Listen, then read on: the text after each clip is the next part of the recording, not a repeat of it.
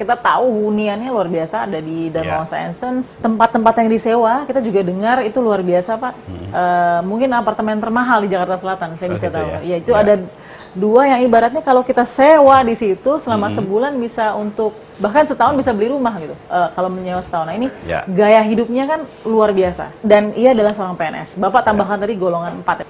Pinangki ini menghasilkan dari profesinya itu di kisaran berapa? Nah, kita bandingkan dengan apa yang dia miliki.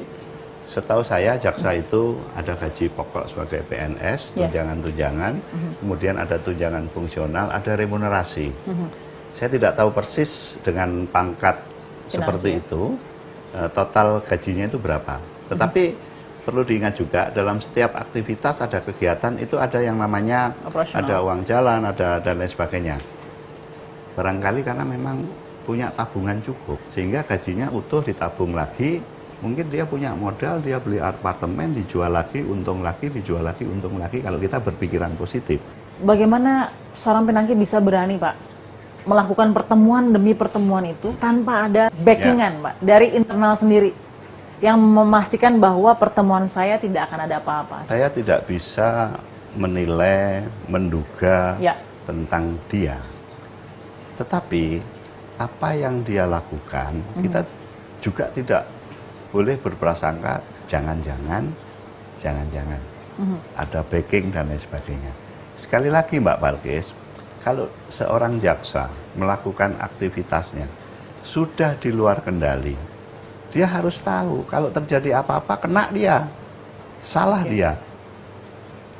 Boyamin mengatakan nih, yang saya dengar, itu ada kalimat jangan sampai mencatut bawa-bawa nama orang lah, kira-kira gitu.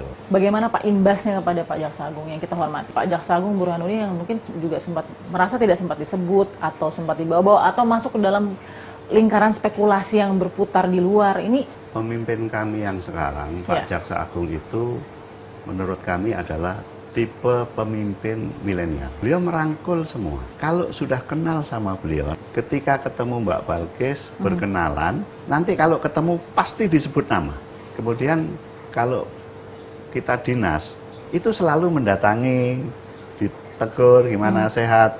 Bahkan saking akrabnya, dulu kebiasaan beliau itu kalau ketemu itu biasanya sambil mukul halus gitu ya, mukul mesra lah kira-kira gitu kan. Piye kabare, kira-kira gitu ya. Kedekatan beliau ini kepada semua pegawai. Dan saya juga merasakan kalau kita lagi jalan itu dirangkul. Seperti sama adiknya sendiri. Dan itu kepada siapapun. Nah, mungkin itu yang dimanfaatkan oleh Pinangki. Ya, bisa jadi. Terima kasih Pak Hari sudah memberikan informasinya. Kita lihat bagaimana perkembangan dari penyidikan. Apakah ada tersangka lain di sekitar pusaran Pinangki. Jaksa Pinangki diduga menerima suap sebesar 500.000 US dollar atau sekitar 7,4 miliar rupiah dari Joko Chandra dengan memberikan proposal penawaran fatwa bebas Mahkamah Agung. Andi Irfan pun bertugas menjadi perantara pemberian uang tersebut. Kejaksaan Agung sudah menetapkan 3 tersangka dalam kasus ini. Oknum Jaksa Pinangki, Joko Chandra, dan juga Andi Irfan Jaya, tan politisi Nasdem. Penyelesaian kasus ini nampaknya masih akan butuh waktu. Namun kita berharap kejaksaan bisa membuktikan bagaimana kasus yang menyita perhatian publik ini diselesaikan dengan baik. Karena oknum Jaksa Pinangki tentu sudah mencoreng institusi yang agung ini. Saksikan Fakta setiap hari Senin pukul 21 Indonesia Barat bersama saya Balkis Manisan.